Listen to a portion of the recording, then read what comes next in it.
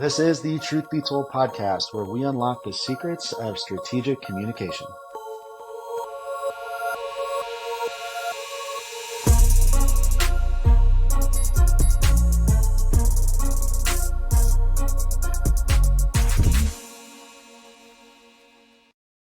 Thank you for joining us on this episode of the Truth Be Told podcast.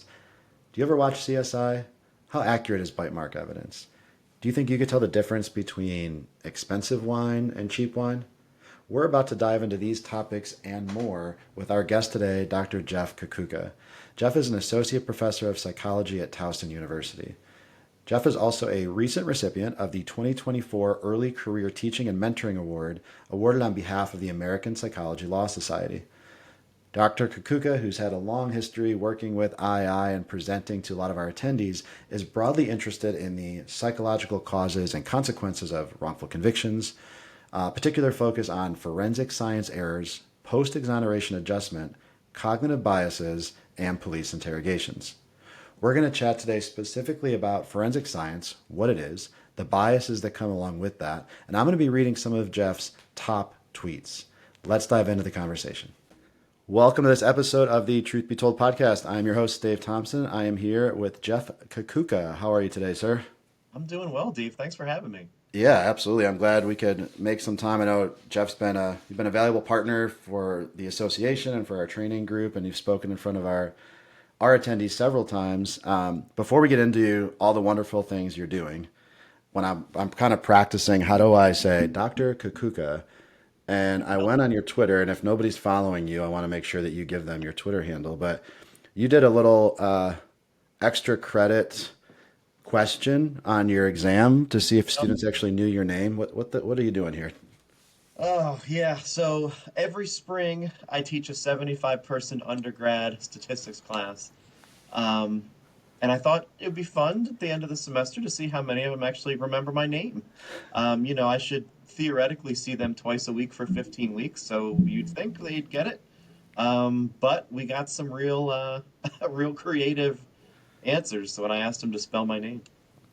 Yeah, I thought it was good, and especially what I thought was I hate statistics. I don't know if that just offended you. Oh, you must have had a bad stats professor then. Probably. I need to go through your class. The only thing I would have remembered was your name, probably, but Well, but it you was could. kind of funny. So if, I know your tweet, you put up a chart that showed the number of people that were giving. I mean, how many people got it right?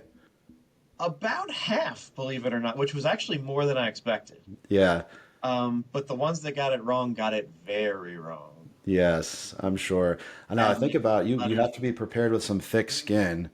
That hey, I'm working with these students for this amount of time.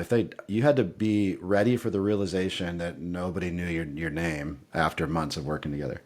I've been called worse things. Yeah. Um, but I always am surprised that, sometimes students will take a whole class with somebody and learn presumably a lot, but they don't remember who that person was that taught them all that stuff. Yeah. Well, I think what's interesting, and we'll get into all of this stuff, but even when it comes down to like an interview, a job interview, people doing sales calls, you might be interviewing 10 people a day, and you forget the first name of the person you're talking to, and you've been staring Oh, at them for 30 absolutely. minutes. Yeah. And I'm guilty of this too. I'm totally that guy at parties who makes you introduce yourself four times because I forget immediately what your name is. Right. We should just have permanent name tags tattooed on our foreheads, and I think that would solve the problem. That's not a bad idea. Yeah. So let's talk a little bit about you've had an interesting career path in the academia world, and we've met through different I guess stages of that. But if you could let everybody know what your focus is now and kind of how you got there. Yeah, so I'm a psychologist by training, and I'm interested broadly in using psychology to help the legal system work better. The legal system's composed of people, judges, juries, police, suspects, victims, they're all human. So we use what we know about human psychology to try to help the system work as well as it can. Um, I got interested in long ago the topic of wrongful convictions when the system gets it wrong and trying to figure out, well, what went wrong? How could we have fixed it? How can we prevent this from happening again? And that sort of led me down the path to where I am now.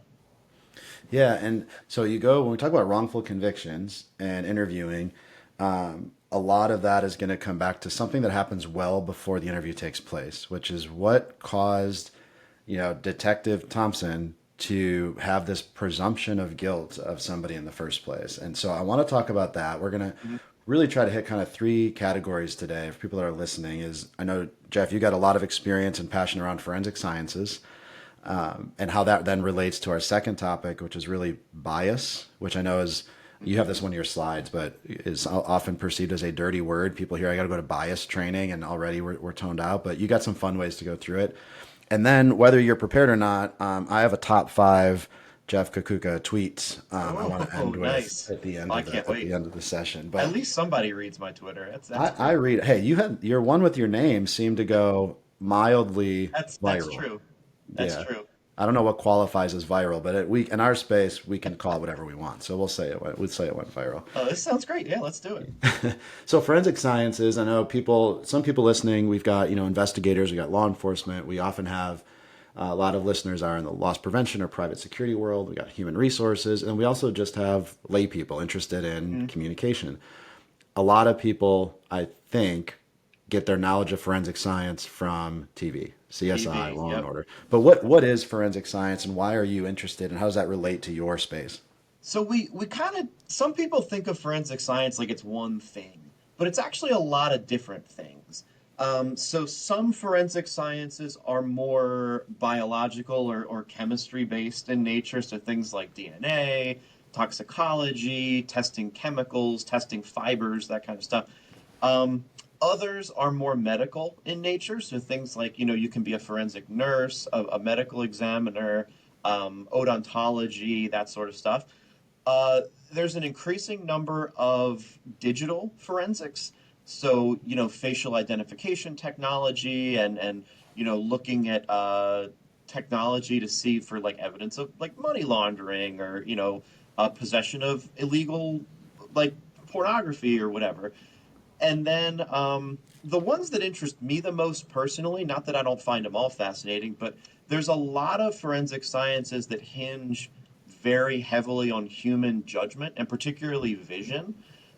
So those would be things like fingerprints, firearms, handwriting comparison. Basically, we call them the pattern matching disciplines of forensic science. So basically, any discipline where we're showing two things to a person, whether those things are fingerprints or handwriting samples or bullets or blood stains or whatever, and we're saying, do these belong to the same person or not? Did these two bullets come from the same gun? Did these two handwriting samples come from the same individual? As it turns out, and this is kind of getting at the heart of what I do, unfortunately, those things don't always work as well as they do on TV, right? It's not like I punch in the computer and it pops up and it gives me my result, right? There's a lot of human judgment, human interpretation that goes into those things. And that's kind of where I come in, is trying to figure out how can we design those sciences in a way that makes them as trustworthy as possible. Yeah, what's kind of like, I guess, not to say counterintuitive, but could be counterproductive, is investigators want more technology, right? Technology is Oh supposed yeah. to help us solve cases, but it which it does, but it also sounds like sometimes it points investigators in the wrong direction. I mean, is there a good likelihood or percentage of an error rate on these types of things? Oof. I mean, that's you're right. Technology can be kind of a double-edged sword, right? I mean, on the one hand, technology can help us work more efficiently. On the other hand, in a lot of these forensic sciences, technology is not making the final decision. The final decision is Right. still made by a person, and technology is just kind of a tool that helps them get there. And then the other thing to consider is technology is made by people, right? So if you've got imperfect people making a technology that's going to be as imperfect as the people who made it. Yeah, that's a good way to put it. And so if we go to some of the more, I guess, outdated, I would say, Mm, forensics, some of the ones that are most likely, hopefully, to be challenged now, but I know like bite mark evidence, yep. hair analysis, I Hair think. comparison. Yep. Those are the two that are pretty thoroughly discredited by now. Yeah. But what's crazy, and I want to ask you, like, so discredited by now, but does that mean that we've had a lot of cases where that was a key piece of evidence that Oh, somebody's sitting in incarcerated right now based off of that? Yeah, it's true. I mean, bite marks and hair comparison have lost, at least in my mind and in the mind of the considerable majority of the scientific community, have totally lost all credibility. But there's still people who are in prison because of these things. I mean, there's been research, for example, on bite marks showing we can't even tell whether a bite mark was made by a human or a dog in some cases, and people are in prison because of this, which is, the more you learn about it, the more frustrating it gets. Yeah, and what's important for people to know, especially if they're outside the investigative space, is I think all too often we expect the police officer, the detective, the investigator, the whoever to be an expert in everything. Right. And they can't be, right? And just same with a prosecutor and a judge and a defense attorney and a juror. And so if I'm an investigator and I have an expert that tells me this bite mark comes back to John Doe, how Why does wouldn't you that? believe him? Yeah. Yeah, I mean, what am I supposed to? I'm not going to look at the two bite mark. I'm going to say, okay, yeah, that seems to be close. I don't know, but how does that impact then in the research and and review my approach to an interview or to Mm. an interaction if I'm told this is the guy? Yeah, no, you're totally right. I mean, judges, attorneys, police, they're smart. They work hard, but they're not scientists. And that's why we're sort of trying to bring in the scientific element to the investigative space. We rely on on science for so many other things. Why not rely on it in investigations too?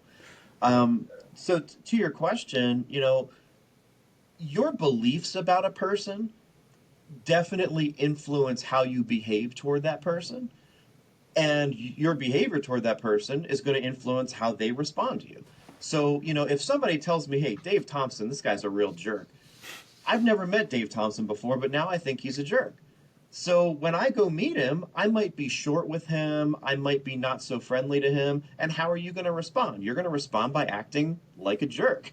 So then I'm going to look at your behavior and I'm going to say, see, they were right about this guy. He really is a jerk. When in actuality, the only reason you're acting like a jerk is because I was treating you like a jerk because somebody told me you were. So it becomes this sort of self fulfilling prophecy where whatever idea you have in your head, you project it onto somebody else, and then they end up fulfilling whatever your expectation, whatever your prejudice about them was. So it's a testament to the importance of keeping an open mind and not feeling like you already have the answers when you walk in the room. Yeah, that applies. I think in my anecdotal dumb practitioner mind here, and you can correct me, but I feel like that relates to so many different things, right? Obviously, hey, if I'm told this person's guilty by an eyewitness, I'm going to assume everything they do is guilty. That's this confirmation bias.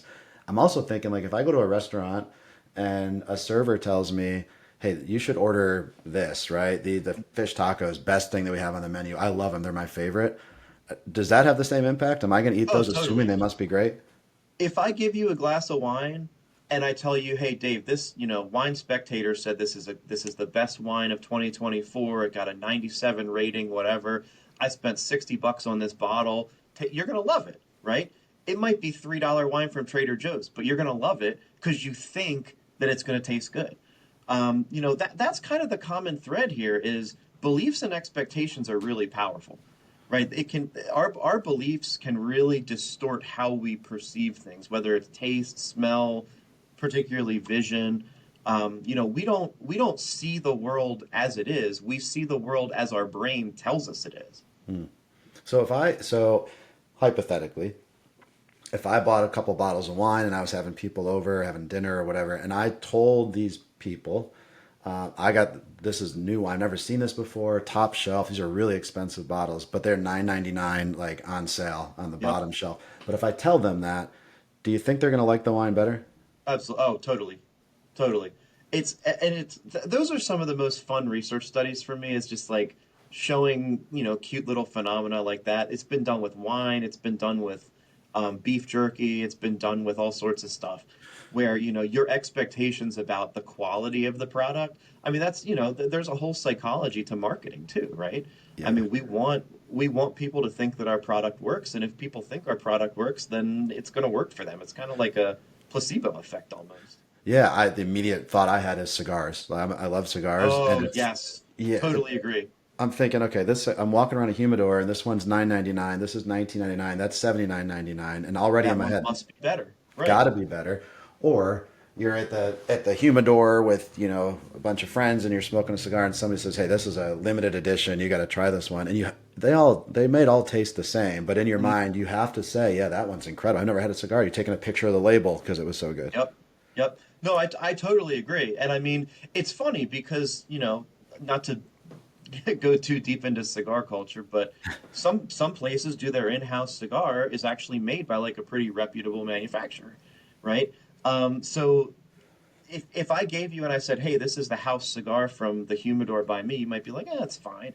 If I Right. tell you, "Oh, by the way, their house cigar is made by Rocky Patel," you'd say, "Oh, that's great, right? It's a great cigar."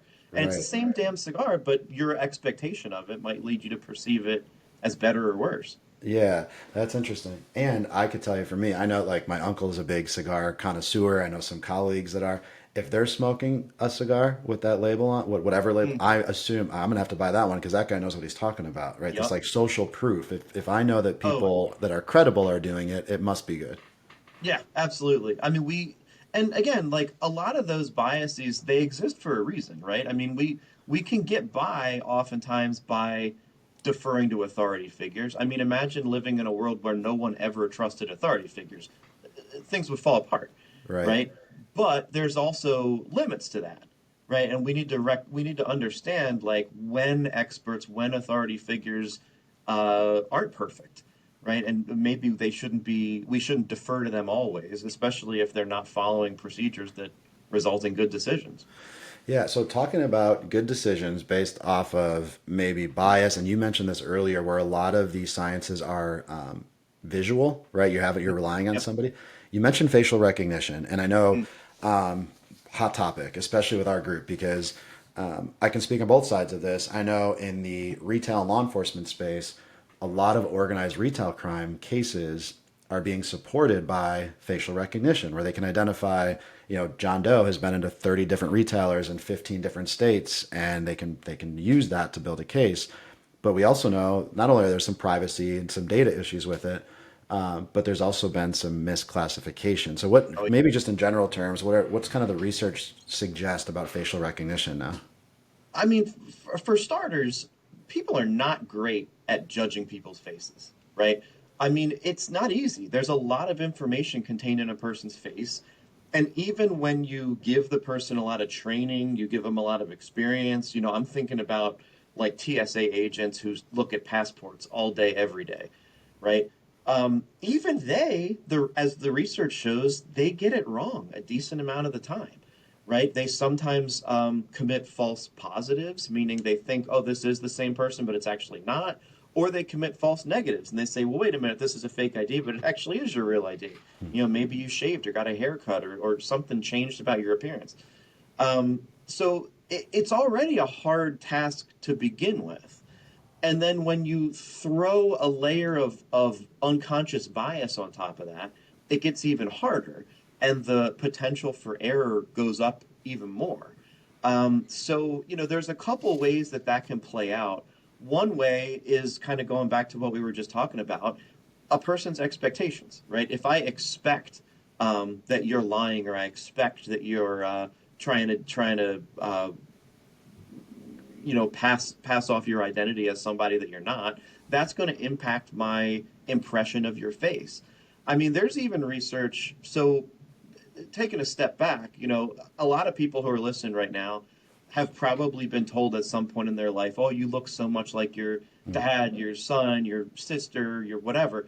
Ryan Reynolds, George Clooney, the It's typical. no, you're talking about me. Thanks, Dave. Yeah. I really appreciate that. Uh, as it turns out, when we show people faces, and we tell them that the people are related or the people aren't related, just merely believing that people are related or not changes how similar those faces look. Right? So if I showed you two people who are actually related and I told you they're not related, you would say they don't look that similar. But if I showed you two people who aren't related and I said, "Oh yeah, they're brother and sister," you'd say, "Oh yeah, I can see that. They look pretty much the same." Because when you expect them to be similar, you look for similarities between them, and when you expect them to look different, you look for differences between them. And it's just again, it's part of how our brain sort of picks out what information we're going to focus on. Yeah, that's crazy. So setting the context before a question, just, I mean, Oh, totally. I'm thinking of how often, we know that eyewitness misidentification is one of the leading causes of wrongful convictions, and that could be, I mean, we could spend a lot of time on that, but that could be what was the pretext before that happened, right? What were they Yep. informed of? Well, so we did some. You'll like this. I think this isn't public yet, but I'll happily share it with you. One of my students just did a study to look at the potential for bias in the use of facial recognition software. So, like I said a little while ago, the software helps, right? It can search this database and it can produce a list of, here are faces that look similar to that face. But it's ultimately the human that makes the decision. The human has to look at the pictures side by side and decide which of these people, if any of them, is the person in this, who committed this theft or whatever it might be that we have on surveillance footage. And what we wondered was, well, could we actually change the degree to which people look similar to each other just by changing things that are completely incidental to the actual face, right? So what one of my students did is first she went online and she found some pictures from actual cases of, this person committed a crime. Here's a still photo from the surveillance camera. Police are trying to figure out who this person is. Then what she did is she went on Google and did reverse image searches using those pictures to find pictures of other people who, according to Google, looks pretty similar to that person. We then pilot tested those photos and did all the other sciencey stuff that I'll just gloss over. Um, but ultimately, what we did is we showed people, we said, look, here's a picture of a person who committed a crime. We entered this, what we told them was we entered this picture into facial recognition technology. It identified three potential matches. Here's those pictures. The catch was each of those three pictures, we included some additional information about that person that we had made up. So in some cases, we said, oh, yeah, this person, by the way, they were previously arrested for shoplifting 4 years ago. Or this person is currently in prison, and they were in prison when this theft happened. So basically, what we're doing there is we're creating an expectation about how likely is this person to be guilty or innocent, and we just completely randomized that. That each picture was paired with a random piece of information.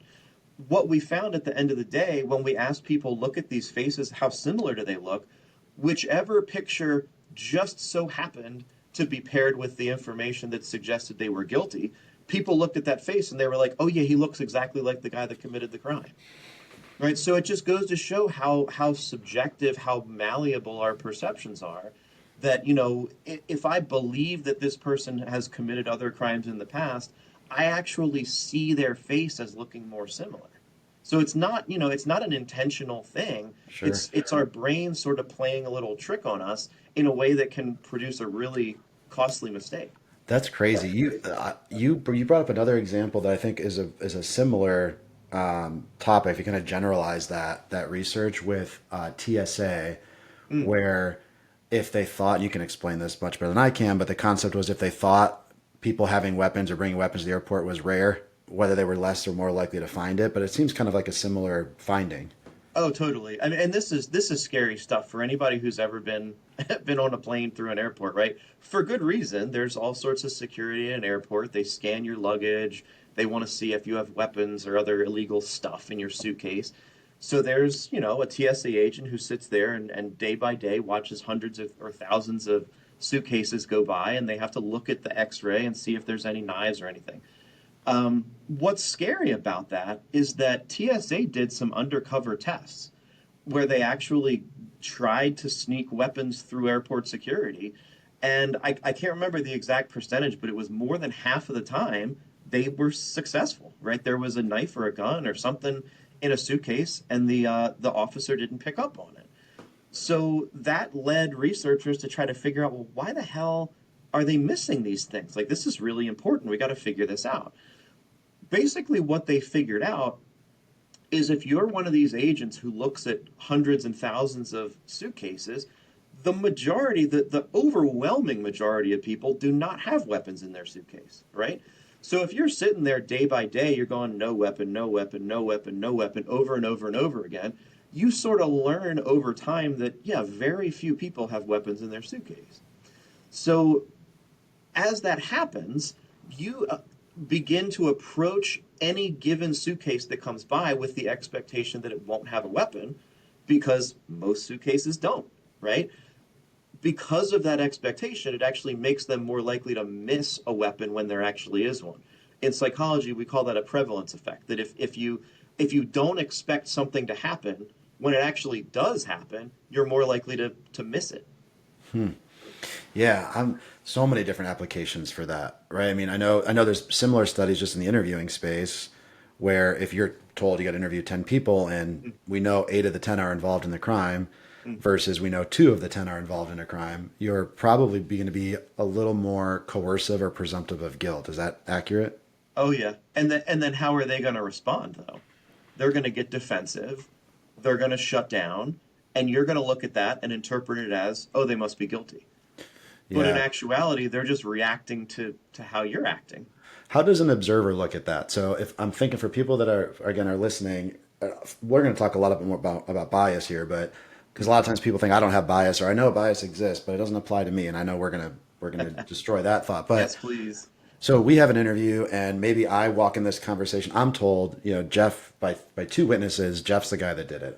Maybe I'm given this handwriting analysis that you've signed off on this, invoice, and so I got an expert, right, and this visual kind of forensics that said it was you. So I got all these things in good faith. I think it's you. So we just discussed naturally that might make me more. I'm going to use the word coercive, and maybe it's even just more leading, more direct, more accusatory. Yeah. And maybe you admit, you don't admit, either way. What does, without anybody else knowing that, what does an observer think of that interaction? Can they tell the difference if I assumed you were guilty or not, just based off of my approach? No, because they're going to be focused on more on how I'm reacting. And if you come in the room guns blazing, coercive, leading questions, different kinds of questions, right? Um, I'm gonna do probably one of two things. I'm either gonna shut down and I'm not gonna tell you what you want anything, or I'm gonna get real defensive. And either way, an outside observer is going to look at that behavior and they're going to say, based on stereotypes about how guilty people behave, oh, this guy's not talking a lot, or this guy's acting real defensive. I think he did it. But I wouldn't be acting that way if you weren't questioning me that way in the first place. That's where that self fulfilling prophecy comes in. Right. And we should clearly and explicitly state that measuring somebody's guilt based on their physical behavior is, I think the scientific term is bullshit. Is that what you guys are using in the? That is accurate, yes. Yeah, yeah. But it's interesting because that comes I up could all the talk about time. that for hours. My God. Yeah, well, and I think we can kind of joke about it, but it's and we can feel like, well, let's blame investigators because they think that they're these human lie detectors, and sure that stigma exists, but I think it's everybody. I think lay people, common people Oh, yeah. think I can tell if somebody's lying to me. Yes, no, I totally agree. And there's research on that too. That the average person thinks they're good at detecting lies, and the average person is actually terrible at it. Like barely better than flipping a coin, terrible at it. Because we believe all these myths, right? We believe all these myths about eye contact and posture and touching your face and all this other crap that we know doesn't actually have anything to do with whether a person is telling the truth or not. And a big part of the problem, and I know you know this better than anybody, is that there's people out there that make a ton of money pushing those myths, right? And it's no better than it's palm reading. At the end of the Right. day, it's palm reading. It has just as much research behind it, but they're making a ton of money off of it, so there's an incentive for them to keep pushing it. Yeah, and so if I can combine 2 together, and I'm making up a research study that I don't know if it exists or not. So you can correct me, Oh, but I'm excited. but if we're thinking about the behavior piece, which you just talked about, so our accuracy is maybe flipping a coin, and we also know from the research that people who are trained in that are just as inaccurate but more confident, right, in Yep, their yep. in their inaccuracies. But then you also gave this example, which I thought was really interesting, of like if the study that your student was doing, if you gave some contextual information, hey, this person's been arrested before or whatever. So if I had a case, hypothetically, of like, I don't know, sexual harassment. Hmm. So I've got maybe a victim, a witness, and a suspect.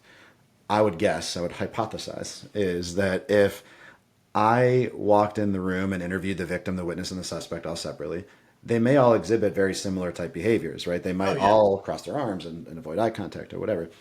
If I didn't know which one was the victim, the suspect, or the witness, right? If we Mm. just watched it with no audio, then I wonder how they would dictate, well, is that person lying or telling the truth? If they were told, hey, this is a victim interview, this is a witness interview, this is a suspect interview, what happens, I know as an investigator, you interview the victim and he or she is crossing their arms and avoiding eye Yep. contact and kind of stuttering.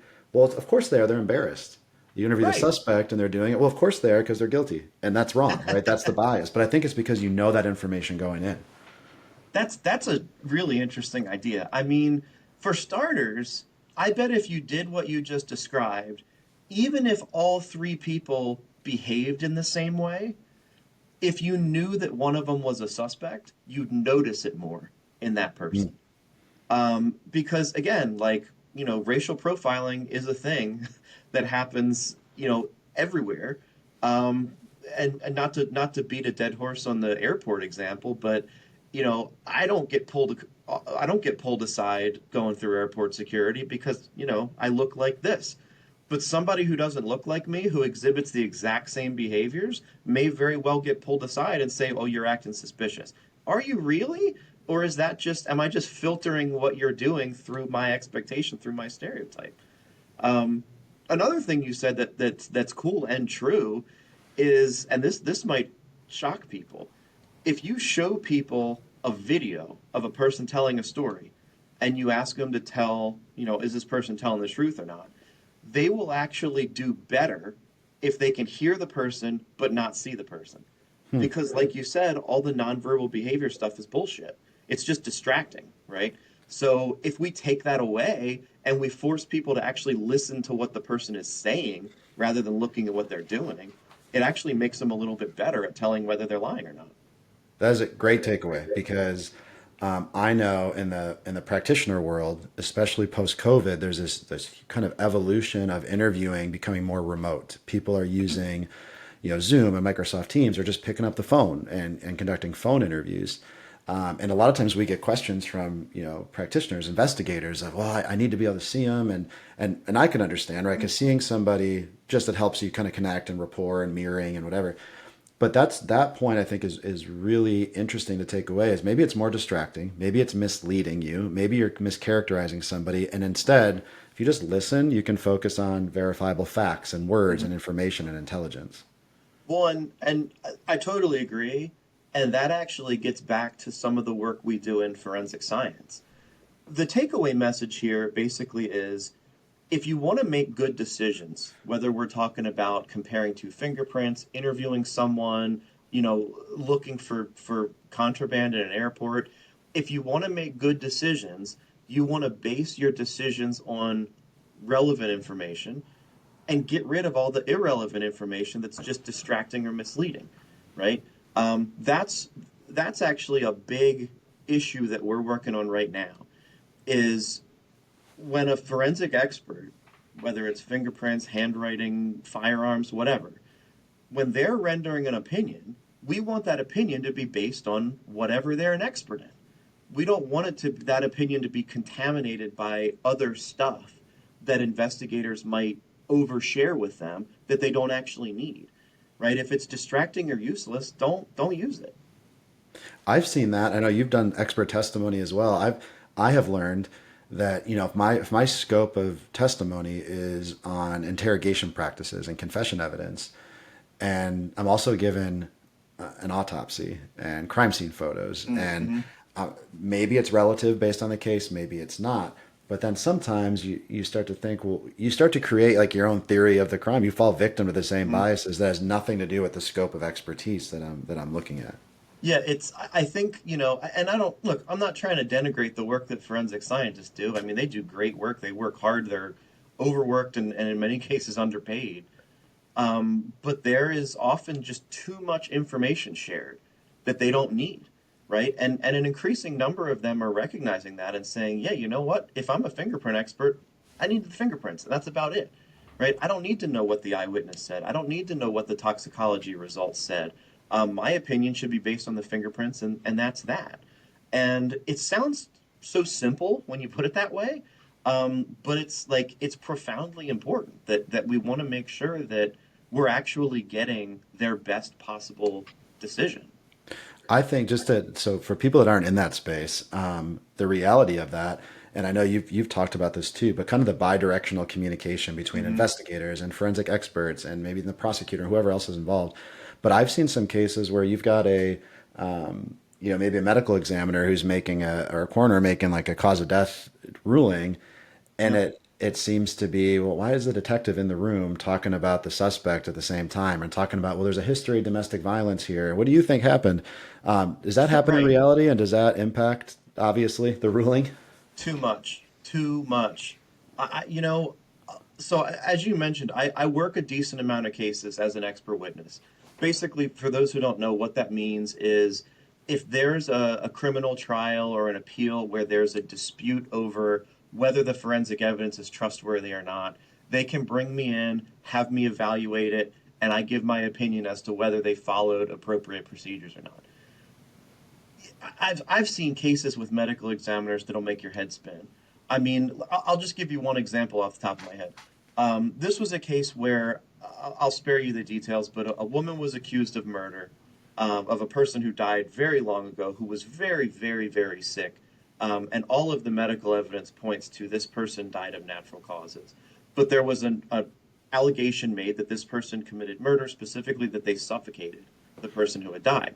So they exhume the body and they say, okay, we're going to do an autopsy. There wasn't initially an autopsy done because it was ruled a natural death. They send it to the medical examiner's office. ME does the autopsy and says, no, this is a homicide. This person was suffocated. So they're being cross-examined in court, and the defense attorney says, all right, Dr. So-and-so, what are the physical signs of suffocation? What are the things you actually see in a person's body when they've been suffocated? And they rattled off, this. Defense attorney goes, all right, was this present? No, it was not. Was this present? No, it was not. Was this present? No, it was not. So eventually the defense attorney says, well, if none of those things were present, why did you rule this death a homicide? And the medical examiner says, unapologetically, oh, well, the detective told me she was suffocated. It's like, so you're saying you're a medical doctor, you're a very smart, knowledgeable person, and you're basically saying, well, I have no evidence for my opinion. I'm just going along with what the detective said. That's not useful, right? You're not contributing any useful information to determining whether there actually was a crime committed here or not. That's a big problem and we're fighting that battle right now with medical examiners and coroners all over the country trying to say, look, you can't overstate what your conclusions are. If it's a hunch, say it's a hunch. If you don't know, say you don't know. If you only said it because a detective told you to say that. Right? Don't present it like it's this independent medical opinion because it's not.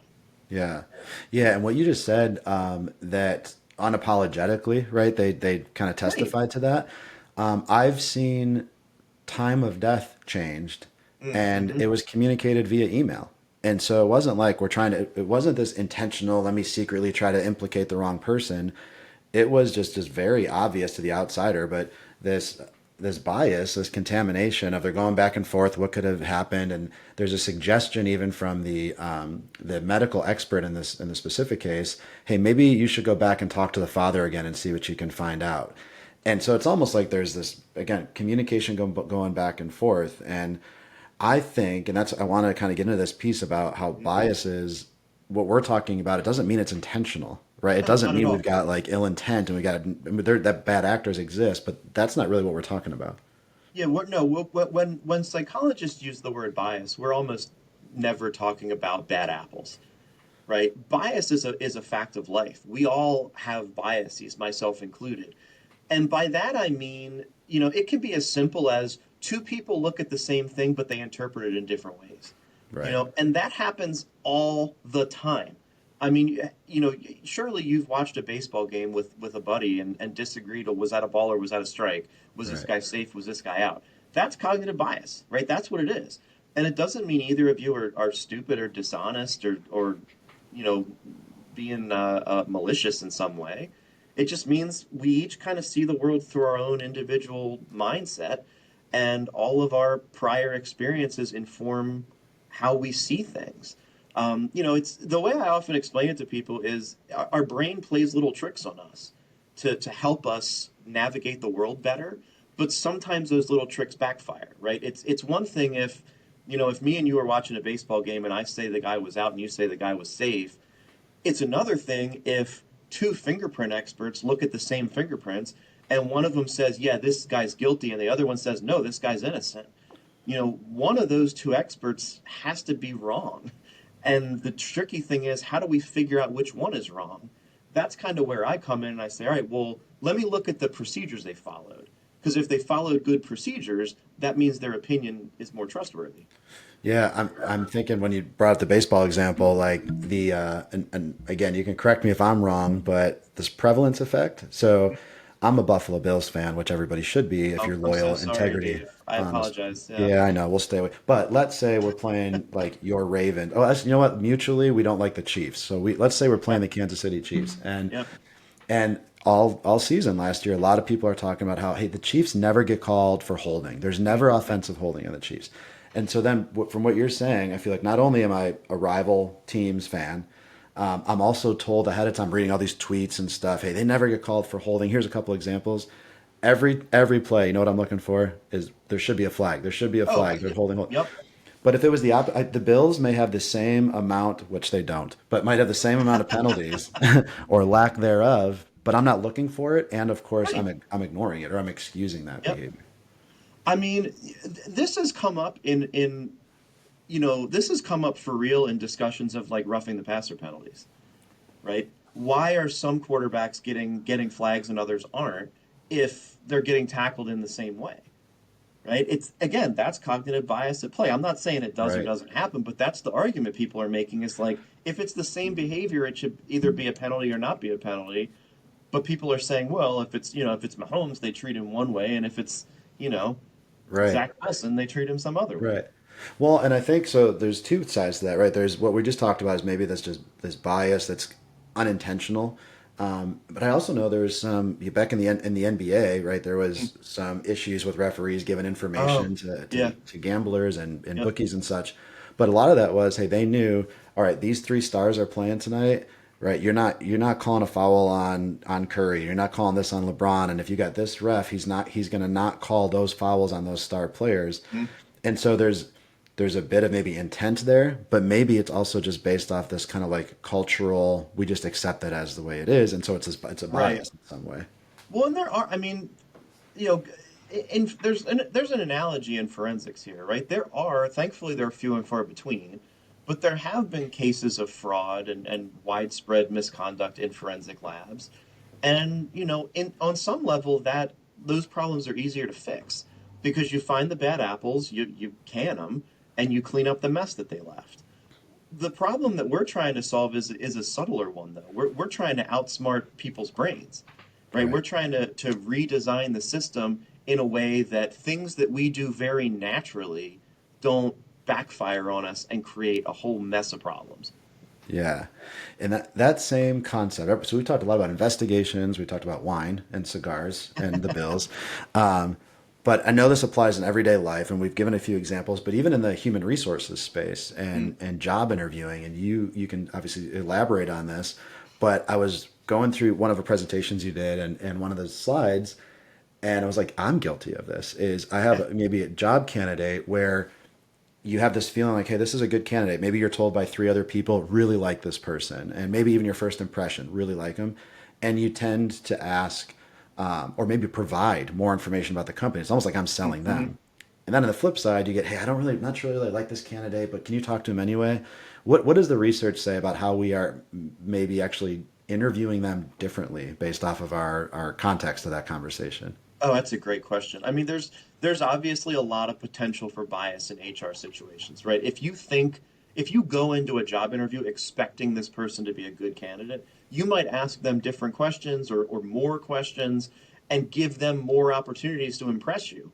Whereas a person who you don't expect to be a good candidate, you may not give them those same opportunities. So again, you're sort of setting yourself up for success or failure based on what you expected would happen in the first place.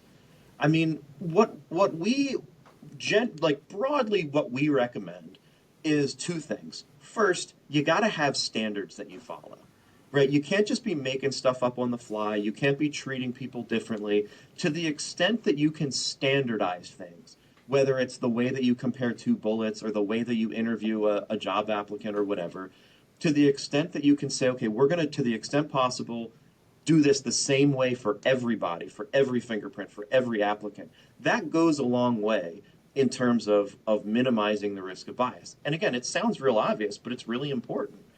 The other thing is, when we're making a complicated decision where we have to factor a lot of information into that decision, and I think HR is a good example of this, right? I want to know what experience they have, what skills they have. I want to know about their interpersonal skills, their technology skills. I want to know where they went to school, who they worked with, all that stuff. And I got to build some complicated formula to determine how much I like them as a candidate. What we recommend is start with whatever information you think is most important to you, right? What information is most important to you in a job candidate's success on this job, whatever it might be. That's the stuff that you should review first because that's the stuff that ultimately is going to have the strongest influence on your ultimate opinion about that person, right? If your job application has 8 sections to it, figure out, okay, which one of these is most important? Look at that one first. Otherwise, if you see something that's relatively unimportant, that might color your impression of that person and create, bias in a way that is undesirable. Yeah, I like that. That's a question, and I'm glad you answered it. And you're in the process. There is we get all the time. Okay, bias exists. Fine, get it. I'll accept it. I know I have it. I think there's a portion of that it's not fixable. It's awareness, but I know you used the term before. It's not just awareness; it's intervention, and it's this concept of have a structure, have a Yeah. protocol, have a policy, have a process, and that'll help mitigate at least or make more consistent what you're doing. I mean, look, at the end of the day, bias is it's like a reflex. It's like a sneeze, right? And no matter how hard you try, you can't stop sneezing forever. It's going to happen. If you want to stop sneezing or if you want to do it less, you have to make concrete changes, right? You have to not chop onions. You have Right. to take your allergy medicine, right? You need outside intervention because we can't override that part of our brain. Bias is the same kind of thing. Yeah, I like that. And the other thing, and maybe this has more bias is adding to it, but checking yourself with somebody else, right? I know, we've been talking a lot about the peace model of interviewing in some of our programs, and it's in any model, really, it should be, but the last letter E stands for evaluate. Hmm. And what are you looking at? And if you're just looking at yourself, or if you just have an echo chamber of people that agree with you, it's not going to help. So do you have somebody who can give you kind of a counter opinion and maybe makes you think about it differently next time could be I, helpful. I think that's a real good point. Is the way we get better is we learn from our mistakes, right? And no matter what discipline you're working in, you should always be looking for opportunities to improve. But the only way you know that you need to improve is if you know you made a mistake in the first place. That's sort of an elephant in the room in forensic science. If you think about it, if I'm a fingerprint expert, right? Somebody sends me two fingerprints. Okay, this one we found at the crime scene. This one belongs to our suspect. Do they belong to the same person or not? I have to make a decision. Either this person's guilty, meaning the fingerprints match, or the fingerprints don't match, meaning this person's not guilty. So let's say I say the person's guilty. The fingerprints match. Okay, that person goes to court. They get convicted largely based on my testimony. I look at that and I say, okay, that person got convicted. I must have made the right decision. Not necessarily, right? Because we don't know whether I made the right call or not. And that's a big but fairly obvious problem in forensics is a forensic expert might make tens of thousands of decisions in their career, but they never have an opportunity to learn when they've made a mistake. So they Right. can't say, "Oh, I made a mistake here. What did I do wrong? What should I do different next time?" That opportunity for growth just isn't there in some disciplines. It's that example reminds me of poker. It's this Mm, kind of outcomes based, measurement. And so you win a hand in poker and you mm. think, I must have played really well, but I could have played it terrible and got lucky. And you lose a Or the other hand. way around, right? Really. Sometimes you play the hand perfectly and you just lose, but it was still the right move. And if you don't have somebody who knows what the hell they're doing telling you, what would happen is you play the hand, you win, you go on break, or you call your buddy afterwards and said, "Oh man, I schooled this guy. You should have seen how I held my chips. I did." And you think you did everything great, and you're going to go replicate that, and you're going to fail at some point. But it's Oh, you're because you, damn you didn't know probably what you more were often doing. than not. Yeah. Right. Yeah. I wanna wrap up before I kind of close up and let you give us a takeaway. Um, First of all, what I know your Twitter handle's your name, so I guess that's easy. So people can see it up on the screen, and we'll put it in the show notes. But I want to end with these kind of 5 tweets I had from you, and I think the reason I want to do this is it's Can't fun, wait. but you're also I think a great connector and advocate for all the other academics in your space and practitioners. Like you're somebody clearly it's not about Jeff. It's about the science. It's about expanding. And so you do a really good job of, hey, this person had a really cool study. I want people to know about it. Let's learn Oh about yeah. it and expand. And so I don't know what caused you to do this, but you've started to. You can't just be simple, right? Because when you have PhD after your name, you can't just like tweet. You have to put it into haiku, apparently. Yup. Okay, so you've got some of these during So these let conferences. let me quickly give you the backstory there, Please Dave. do, because otherwise everybody's going to think you're just crazy. Well, they're not wrong, but there is a logic to it. So back in 2015, my best friend from grad school, who's also a psychologist, his name's Anthony Perillo. Look, University of New Mexico, look him up. He and I both graduated the same year, and we both got nominated for dissertation awards from our professional organization. And he took first place, I took third place. So, as part of that, they say, okay, we want to invite you to present your research at the conference. You have to submit 1,000 word summary of your dissertation and 100 word summary of your dissertation. So we say, all right, fine. And then they come back to us and say, well, actually, now we need a 250 word summary. Okay, fine, I'll give you that. And then they come back to us and say, well, for promotional materials, we need a 50 word summary. And we're like, come on, you got to be kidding me. Like, how many different length summaries are we going to have to write here? And he jokingly said, yeah, what are they going to ask for next? Us to write a haiku about our dissertation? So we kind of took that joke and ran with it. And we said, you know what? We're going to go to the conference and we're going to tweet out, but only 17 syllables at a time.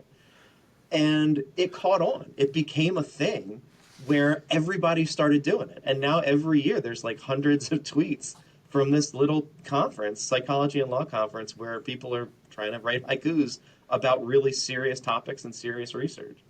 I love it because it's more fun to read and it's more catchy for the. Now I'm biased, right? Because I feel like if it's written in haiku, it must be empirical, right? Versus just a sentence. So We wouldn't make this stuff up. Yeah. yeah, so I've got a few on here. You can find all these on Jeff's Twitter, but to see if you can just give me maybe a quick response to if you remember what this paper was about or how it kind of impacts Oh, the yeah. You the got it. space. So I've got one. This was looks like Krizan was the last name, Krizan from Iowa Mm-hmm. State. Investigators are often sleep deprived, which affects performance. Yeah, so Slayton is a colleague of mine from Iowa State. He does research on how sleep deprivation, both on the suspect side and on the interviewer side, affects and not surprisingly usually weakens the outcomes of investigative interviews. He's an interesting dude. That's crazy. So you think sleep? I know there was some studies done on judges sentencing uh, mandates or recommendations based off of how close they were to their break time or their lunch time. I mean, it's crazy to think about how that can impact I obviously your mean, no, cognitive load and you're hangry. nobody makes good decisions at 3 in the morning, right? Right. Yeah. Exactly. We've got from Professor Saul Casson over at John Jay. Big developments in the interrogation world since 2010. More states addressing recording and deception, and then he put in parentheses, and of course, research. And I'll put in a quick plug. So Saul, as you know, was my PhD advisor, and he and I are still obviously very close. There is a new policy paper coming out that has the most cutting edge, most comprehensive description of the scientific research on investigative interviewing.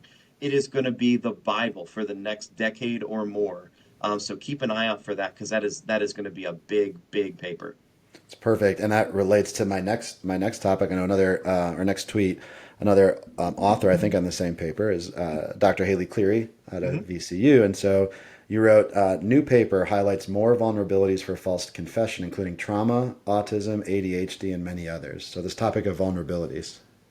Yeah, I mean, we know very well that, some folks, by virtue of their, immaturity or other limitations that they have, don't make great decisions, right? And this is something we've been wrestling with in Maryland a lot is about how to interview juvenile suspects, and the sort of special protections that they need.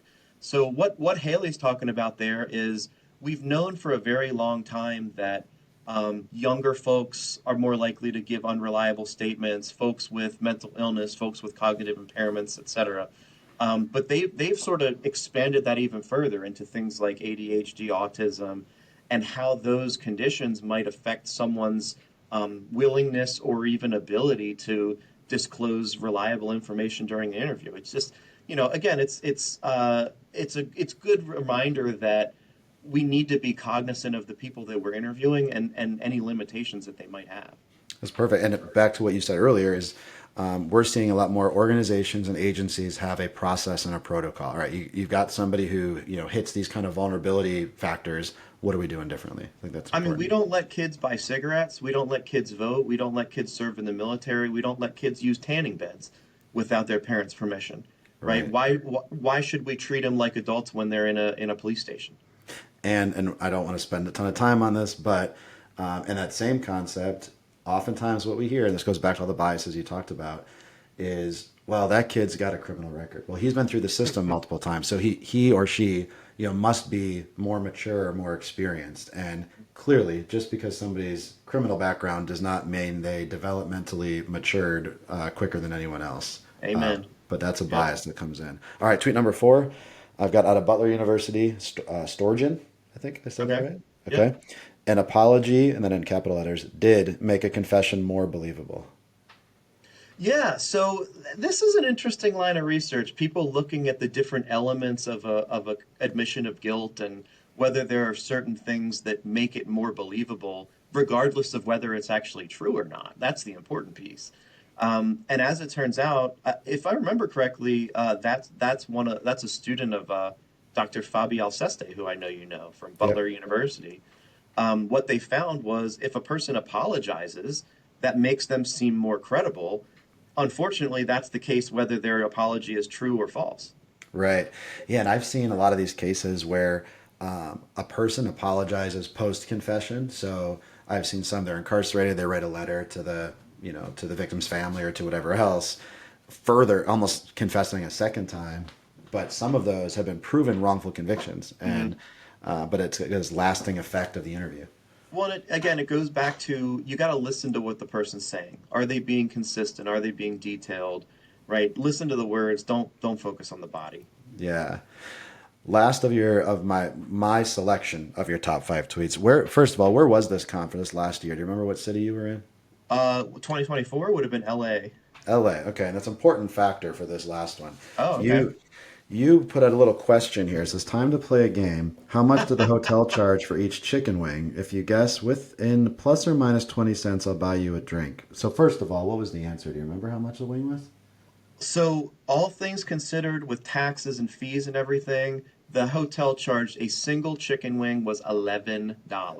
All right. So the reason I asked the location is because I know you're an expert witness and you're credible and all these great things, but I'll tell you, if I wanted to discredit you, I would wonder why the hell you're buying wings in LA and not in Buffalo, New York. You're paying too much and you're not getting a real wing. That was problem number one. There's actually a damn good reason for that, and I All think right. you'll appreciate this. So, I'll keep it short, but at this conference, this is an idea that, again, me and my old friend Anthony Perillo have had for years. We're both big fans of the YouTube show Hot Ones, where if you're not familiar, they bring on celebrities, they ask them very serious questions, but while they're eating an increasingly spicy set of hot wings. So we said we should do this at our conference. So we did. We did a panel where, because we all testify as expert witnesses, but we're still, relatively early in our careers. We said, look, let's do an informative panel for people who want to get into doing expert testimony, and we'll do hot ones. We'll eat hot sauces while we're doing it to inspire people to get involved in testifying. So we did it, and it was such an incredibly good time. So we, unfortunately, and believe me, I tried 7 different ways to weasel my way out of it. We had to buy these half-assed wings from the conference hotel. They wouldn't let us bring in our own wings or anything like that. $11 a pop, so 50 wings was over $700 at the end of the day. Yeah, it was ridiculous. Um, Did you use ranch or blue cheese to dip them in? oh, neither, my Oh, man, oh no. All right. neither. We're gonna have a whole conversation. And also, I just learned from you, the wings were that expensive, you assume they must be good. If they're from a hotel, you assume they're not that good. If somebody tells you these are going to be really hot, they're probably more hot than they really are. And I know we didn't get into this, but if you have a bottle of water that's somewhere nearby, the probably more hot your mouth is, the further away that bottle of water may appear. That's all true. That's Yeah, all true, and that last one's based on research specifically. it's Um, crazy. I challenged myself. So we had done this before. I challenged myself to make it through without milk this time, and was successful. But it was a real good time. We all had fun, but I think people learned a lot. Yeah. So if you ever want to do a hot ones challenge on this podcast, I'm your guy. We'll do it, but we're shipping you some Buffalo, some Lenovo wings or something here from Buffalo so that you can have a real wing. I'm trying to remember. It wasn't Anchor Bar. It was one of the other big ones that I went to last Probably time I was Duff's. there, and Probably Duff's or man, it Anchor was Bar. Yeah. good.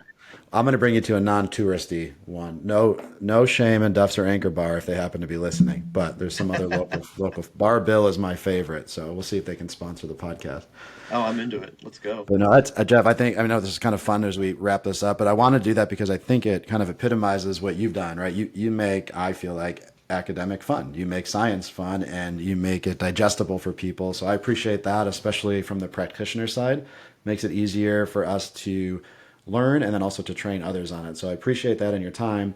I'm going to give it back to you just to wrap us up on any way for people to get a hold of you that you prefer to connect with you. And then if you got one last kind of takeaway, if people zoned out for a few minutes, what do you want them to leave the podcast with? So first off, I just want to throw it back at you and say we appreciate you too. Partnerships between academics and practitioners are super important. We learn so much from each other, and that's the best way we move the field forward because we raise each other up. If you want to reach me, hit me up on Twitter. That's probably the easiest way to do it, at Jeff Kukucka. If I had to summarize, in elevator speech, what I do, what the takeaway message should be, it's forensic science doesn't work like it does on TV. I wish it did, and we're working on making it better. Yeah, I think that's perfect. Just take a second and back up, and have a structure, have a protocol, have a process, and challenge it. That's good. And you now get to be, if you're listening, smarter than all your friends when you're watching the next whatever CSI Miami episode. You can challenge them That's on true. what's true. Shame your friends. Make them look Yeah. bad. And tell your friends the wine that you brought home was $79.99. That'll help. So great. Well, thanks, Jeff. Thank you guys all for listening to this episode of Truth Be Told. Please make sure to like, share, and subscribe. And to keep this conversation going, follow the Truth Be Told podcast on LinkedIn and Truth Be Told CFI on Twitter. On behalf of the International Association of Interviewers, Rick Landers-Zalowski, and our valued sponsors, thank you for joining us on this episode of the Truth Be Told podcast.